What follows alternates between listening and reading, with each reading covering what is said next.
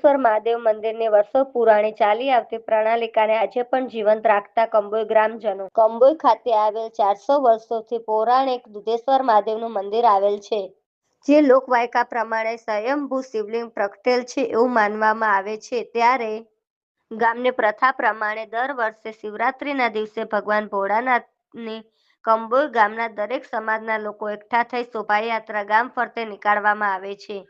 આ શોભાયાત્રામાં નાના ભૂલકાઓથી લઈ તમામ ઉંમરના ભાઈઓ તથા બહેનો જોડાય છે. ત્યારે ગામના યુવાનો દ્વારા સુંદર મજાની ભોજન વ્યવસ્થા પણ કરવામાં આવે છે. સાંજે ભજનની સાથે ભાંગ બનાવવામાં આવે છે. ત્યારે ભાંગનો રસ ચાખવા યુવાનોમાં એક અનેરો ક્રેઝ જોવા મળે છે. ભક્તો શિવ ભક્તિમાં મગ્ન જોવા મળે છે. આમ આ પૌરાણિક મંદિરમાં કંબોઈ વાસીઓ દ્વારા શિવરાત્રી રંગેચંગે ઉજવવામાં આવે છે.